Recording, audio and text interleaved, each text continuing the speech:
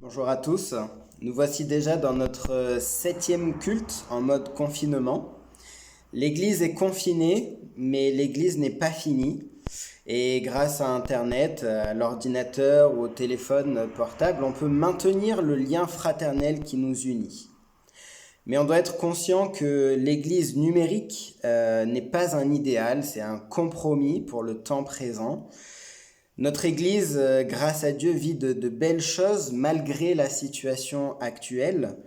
La parole de Dieu se répand plus loin. Nous devenons davantage une maison de prière parce que nous sommes plus nombreux pour prier ensemble le jeudi soir ou le dimanche matin. Et d'ailleurs, je vous invite à vous joindre à nous si vous ne le faites pas déjà encore.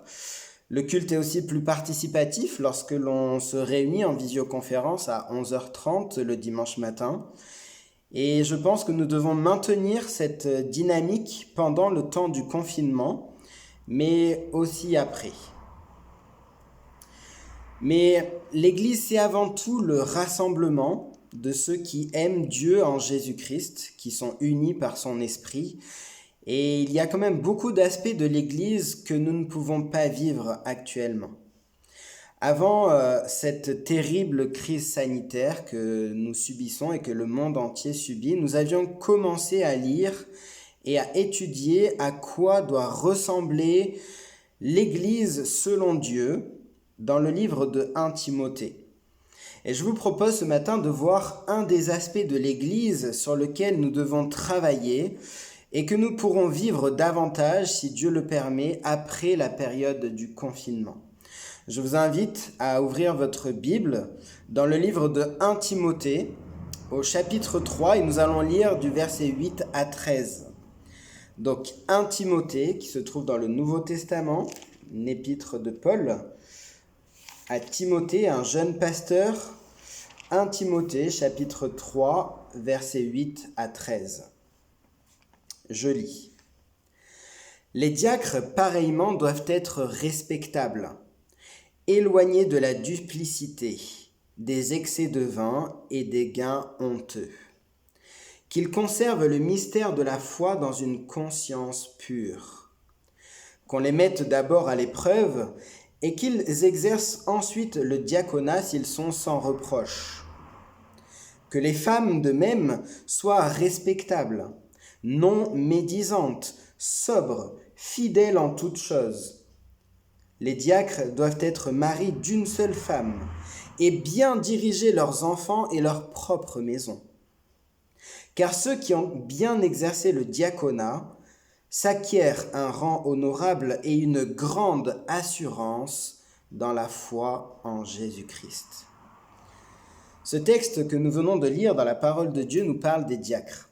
C'est le deuxième groupe de responsables dans l'Église, après celui des anciens. Et on va se poser 3 questions. Quel est le rôle des diacres? Qui peut être diacre? Et est-ce qu'on ne devrait pas tous être des diacres? Commençons par la première question. Quel est le rôle des diacres? Le texte commence par dire les diacres pareillement ou les diacres aussi. Et on voit que les diacres sont le deuxième groupe de responsables dans l'Église, parce que juste avant, on parlait du premier groupe de responsables qui sont les anciens. Alors un petit rappel sur les anciens avant de parler des diacres. Ce premier groupe de responsables, pour parler de ce premier groupe de responsables, il y a 3 mots dans la Bible. 3 mots pour les définir. Il y a donc ancien, évêque ou pasteur. Et chacun de ces mots évoque un aspect du rôle de responsable dans l'Église. Ancien évoque la maturité spirituelle et l'expérience dans la foi. Évêque, eh bien, c'est le rôle de surveillant, celui qui veille à ce que la doctrine reste saine et l'Église unie. Et pasteur ou berger, eh bien, c'est celui qui conduit, qui nourrit et qui protège. Et donc ce premier groupe de responsables dans l'Église, c'est ceux qui doivent veiller sur l'âme des fidèles et les nourrir par la parole de Dieu en étant eux-mêmes des modèles spirituels. Et idéalement, dans une église locale, il y a plusieurs anciens. Et notre texte de ce matin nous montre que, à côté des anciens, il y a des diacres. C'est le deuxième groupe de responsables dans l'Église. L'origine de la fonction de diacre se trouve en Actes au chapitre 6. Donc le livre des Actes au chapitre 6, au tout début de l'histoire de l'Église. Il y a un problème d'ordre matériel. Et les apôtres, qui sont alors les anciens de l'Église, proposent à l'Assemblée de choisir des hommes de qui l'on rende un bon témoignage et qui sont remplis du Saint-Esprit et de sagesse pour gérer ce problème matériel. Et donc on choisit 7 hommes pour servir. En grec, le mot c'est diakonéo, et donc vous voyez d'où on tire notre mot de diacre, des serviteurs, 7 hommes pour servir. Et ces hommes prennent la responsabilité matérielle pour rendre les apôtres plus disponibles pour s'appliquer à la prière et au ministère de la parole. Et donc on voit que dès le début, la direction de l'Église est un travail d'équipe entre les anciens et les diacres. S'il n'y a pas de diacres, les anciens sont moins disponibles pour s'appliquer à la prière et au ministère de la parole. Et donc cet exemple dans la Bible nous montre que les diacres sont les responsables du service matériel dans l'Église, mais que ce service doit être fait par des hommes spirituels. Alors, petite illustration, imaginez que l'Église soit un bus. Eh bien, si l'Église était un bus, on est tous dans ce bus, eh bien, les anciens, ce seraient les chauffeurs du bus. Et les diacres, ce seraient les mécaniciens du bus. Les anciens déterminent la direction à prendre à partir de la Bible, qui est notre GPS. Et les diacres, eux, s'occupent de l'entretien du bus en s'assurant qu'il y a assez d'essence pour arriver à destination. Les anciens sont responsables si le bus ne va pas dans la bonne direction ou s'il y a un accident. Et les diacres sont responsables si le bus se dégrade ou s'il tombe en panne. Dans l'église locale, il est bon d'avoir des diacres en fonction des dons, bien sûr, et des besoins concrets de l'assemblée. Voici quelques exemples. Un diacre gère l'argent des offrandes pour le bon fonctionnement de l'Église afin que la parole de Dieu soit transmise.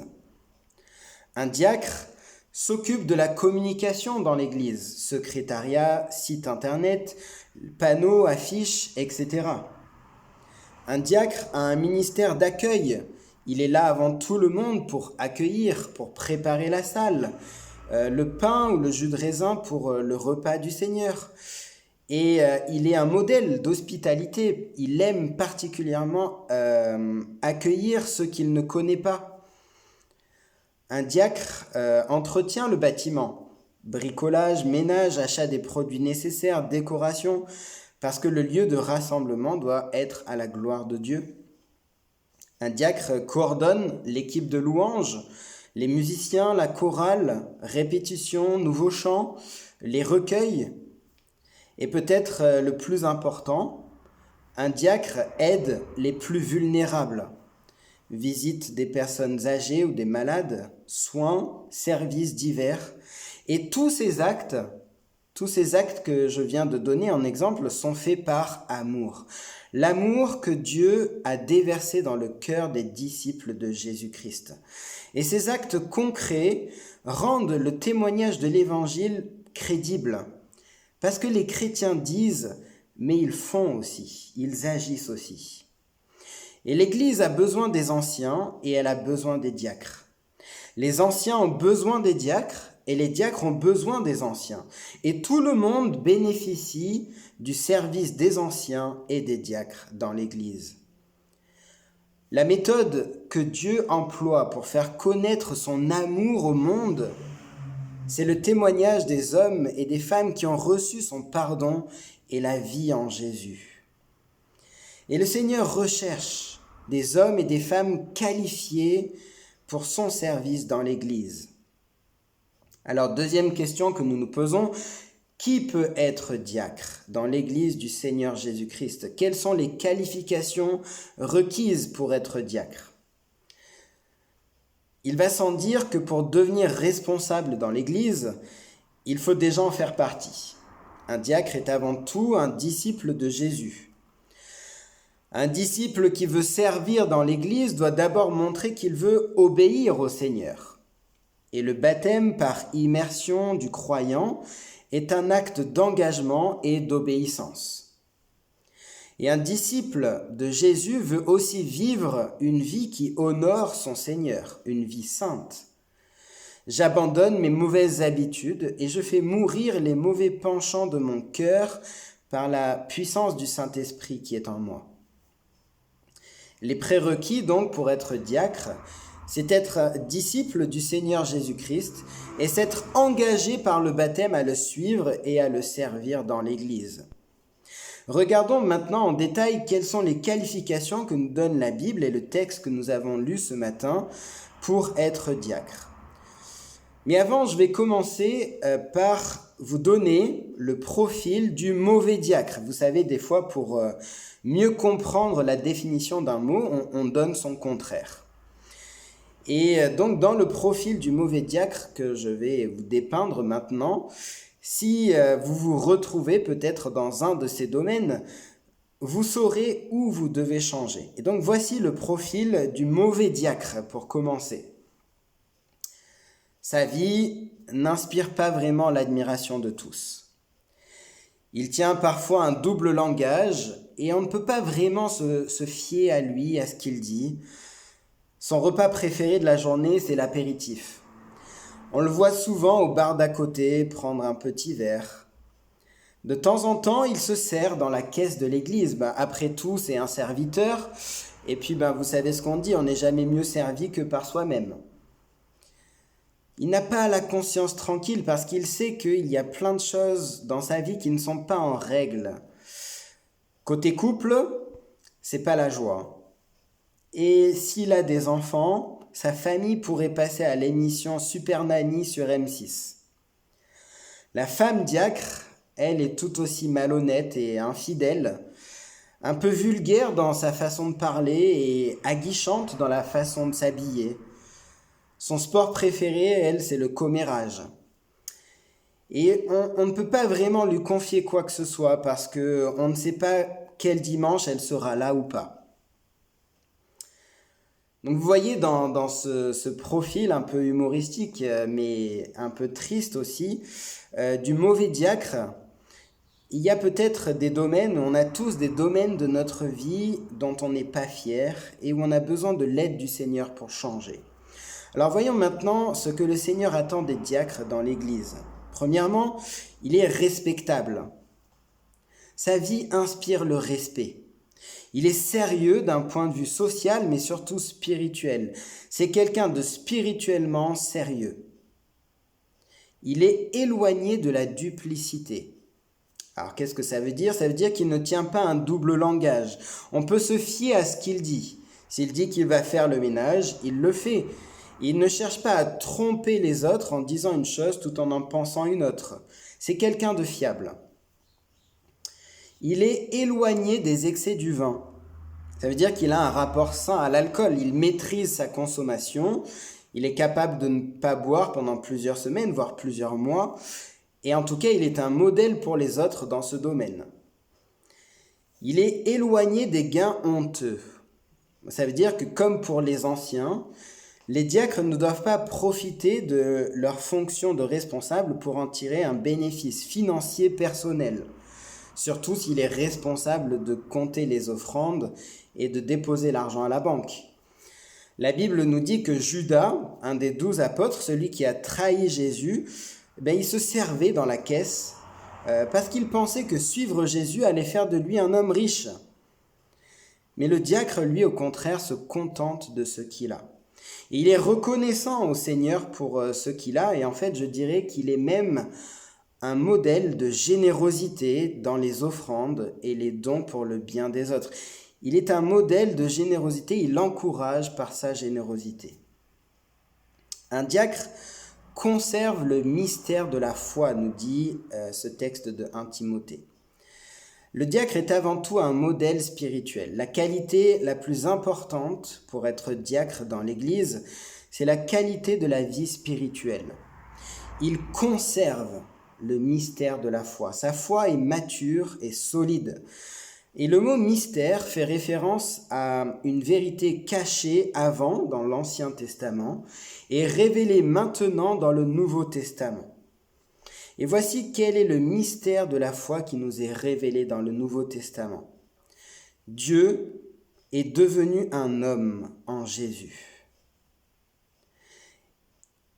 Il est devenu un homme pour mourir pour nos péchés. C'était un mystère qui nous est révélé dans le Nouveau Testament.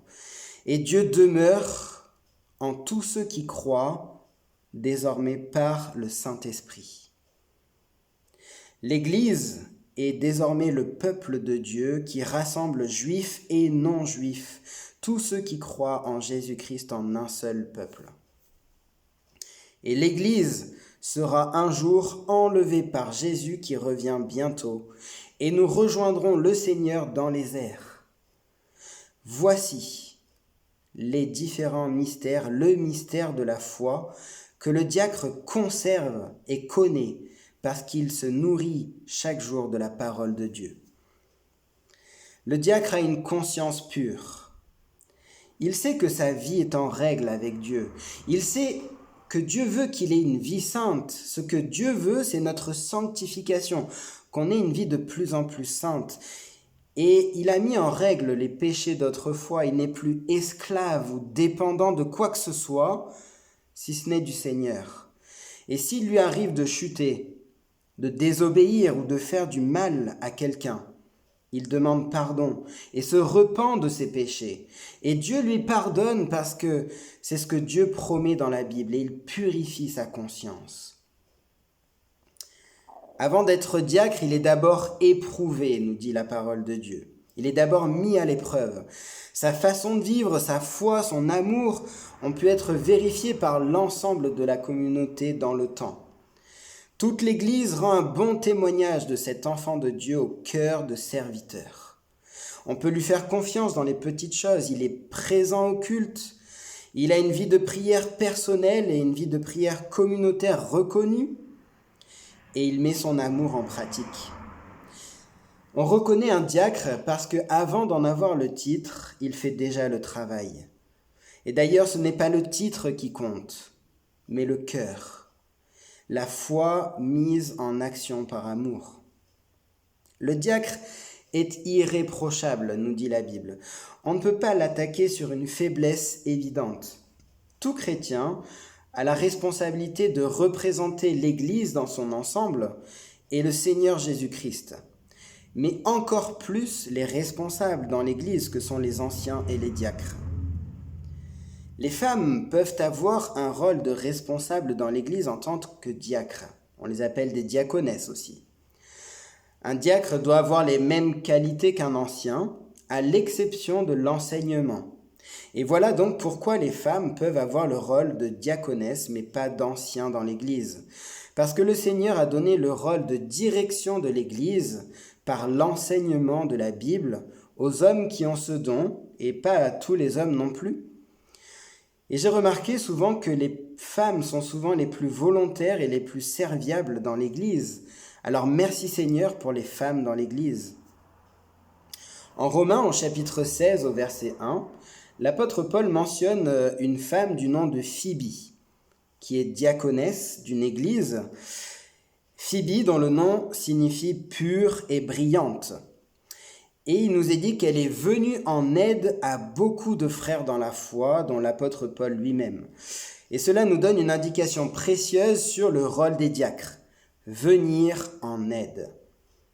Dans l'Église des premiers siècles, les femmes s'occupaient des malades. N'oublions pas que les premières infirmières étaient des chrétiennes bénévoles.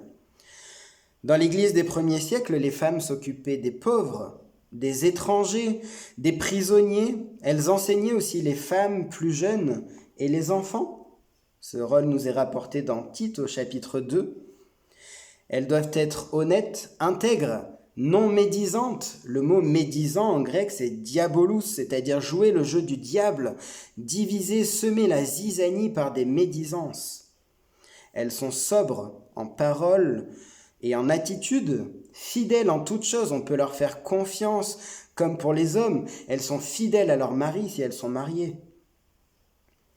Et le diacre a une vie de famille exemplaire. Les responsables de l'Église doivent montrer la valeur que Dieu accorde au mariage et à la valeur que Dieu accorde à la famille. Le mariage est une alliance entre un homme et une femme qui illustre l'alliance de fidélité entre Christ et l'Église. Et le diacre doit d'abord être un bon dirigeant dans sa propre famille avant de l'être dans la famille de Dieu. Le service dans l'Église commence à la maison. La famille, c'est l'école de la vie. C'est là où le caractère se forge. C'est là où je suis le véritable moi au quotidien et pas le chrétien du dimanche. Nous arrivons maintenant à la troisième et dernière question. Puisque tout chrétien est appelé à servir par amour, est-ce que tous les chrétiens dans l'Église ne doivent-ils pas être des diacres ? Ne doit-on pas tous être diacres dans l'Église ? Eh bien, nous le voyons dans le texte que nous lisons ce matin, le Seigneur donne des critères de qualification pour les anciens comme pour les diacres. Parce que ce sont eux qui doivent être les responsables dans l'Église et qu'ils doivent être un modèle de foi, d'amour et de pureté pour les autres. Les anciens sont les responsables du ministère, du service de la parole, et les diacres sont les responsables du service matériel et de l'entraide. Tous dans l'Église ne sont peut-être pas qualifiés pour être responsables. Peu auront le titre d'ancien ou de diacre. Mais ce n'est pas le titre qui compte. Nous ne sommes pas tous anciens ou diacres. Par contre, nous sommes tous, en tant que disciples de Jésus, appelés à servir le Seigneur et notre prochain par amour. Dans notre monde, dans le monde dans lequel on vit, la grandeur d'un homme s'évalue à la taille de son compte en banque et au nombre de ses serviteurs. Le président de la République, par exemple, bénéficie de 900 employés au palais de l'Élysée pour un budget annuel d'environ 112 millions d'euros.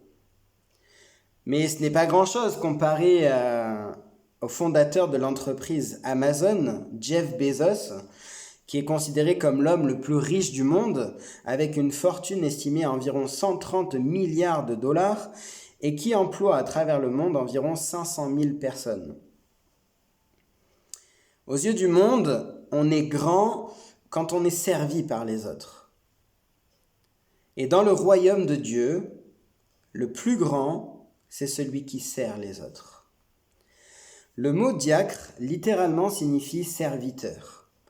Dans la Bible, en Jean chapitre 2, lors des noces de Cana, lorsque Jésus est invité à ce mariage, les serviteurs à qui Jésus ordonne d'aller chercher les jarres en pierre, de les remplir d'eau, de puiser, d'aller faire boire le chef du repas, eh bien en grec, ils sont appelés des diakonos, des diacres, ceux qui servent aux tables.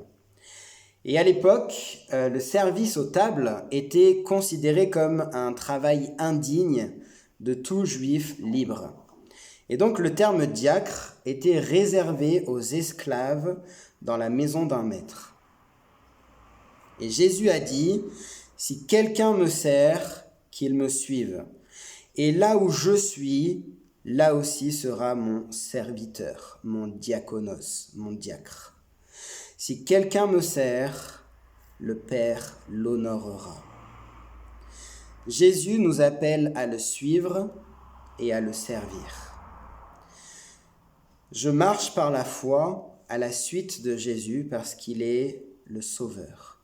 Il est le seul qui puisse nous sauver du péché et de la mort. Et je le sers, je me mets à son service parce qu'il est le Seigneur. Il est mon Seigneur.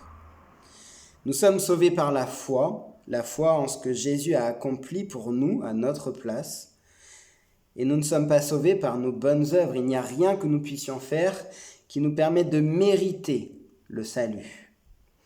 Mais par contre, nous sommes sauvés pour faire de bonnes œuvres. Nous ne sommes pas sauvés par les œuvres, mais pour les œuvres. Et la Bible nous donne cette image Comme le corps sans l'esprit est mort, eh bien la foi sans les œuvres est morte. Et l'évangile de Marc, chapitre 10, verset 45, nous dit « Le Fils de l'homme n'est pas venu pour être servi, mais pour servir, diaconéo, et pour donner sa vie en rançon pour beaucoup. » Jésus est le premier des diacres. Dieu le Fils, notre Créateur et notre Dieu, est venu pour nous servir en la personne de Jésus, le serviteur par excellence. Il est venu pour donner sa vie sans péché, en rançon pour notre vie remplie de péché.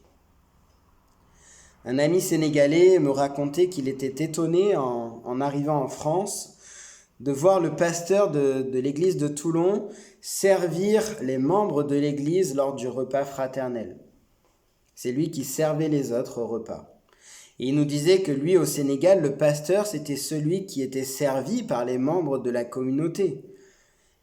Et il a tout de suite compris où se trouvait le bon exemple à suivre. Le texte de 1 Timothée sur les diacres se termine ainsi. Ceux qui remplissent convenablement leur ministère, leur service, s'acquièrent un rang honorable et une grande assurance dans la foi en Jésus-Christ. Si tu manques d'assurance dans ta foi, si tu as tendance à penser que tu ne vaux rien ou à te déprécier, alors commence à servir le Seigneur en servant les autres. Nous grandissons dans notre foi en servant les autres. Celui qui s'acquitte fidèlement d'un service, même si c'est une petite chose, gagnera rapidement le respect et l'estime de tous par son caractère responsable et sa consécration au Seigneur. Un service humble, ça éprouve véritablement qu'est-ce que j'ai dans le cœur, les motifs du cœur. Vous savez, il n'y a aucune gloire à laver les toilettes ou à faire le ménage quand il n'y a personne qui est là pour vous applaudir. Il n'y a pas vraiment de gloire à aller chercher ceux et celles qui n'ont pas de moyens de transport pour se rendre au culte. Et celui qui sert découvre tôt ou tard si ses efforts sont motivés par l'amour pour Dieu ou son amour propre. Le plus grand parmi vous, nous dit Jésus, sera votre serviteur, votre diacre. L'Église est appelée à servir Dieu, à servir les croyants et à servir le monde. Et ensemble, nous sommes une image de la bonté de Dieu. Dans l'Église, il y a des responsables, les anciens aidés par les diacres. Mais tous les croyants doivent être des témoins qui partagent la parole de Dieu et qui servent par amour. Un enfant de Dieu qui sert son prochain démontre à tous combien Dieu est merveilleux, bon et plein de compassion. Je vous invite à prier pour terminer. Notre Père, toi qui es dans les cieux et qui nous vois et qui nous entend, nous te louons de ce que tu as envoyé ton Fils sur terre, non pas pour qu'il soit servi comme roi, mais pour servir et donner sa vie en rançon pour nous racheter de la mort et d'une éternité passée loin de toi. Il nous a rachetés d'une éternité séparée loin de toi par son sacrifice. Nous te bénissons parce que Jésus, notre Seigneur et notre Sauveur, est doux et humble de cœur.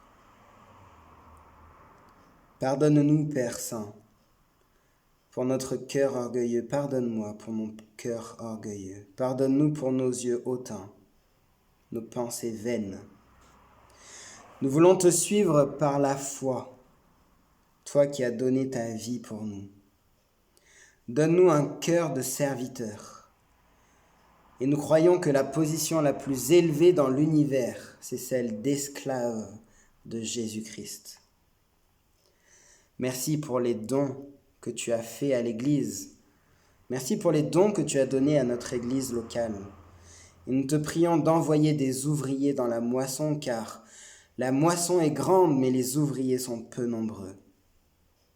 Donne-nous, Père, la force de servir, afin qu'en toute chose tu sois glorifié par Jésus-Christ, à qui appartiennent la gloire et la puissance au siècle des siècles. Amen.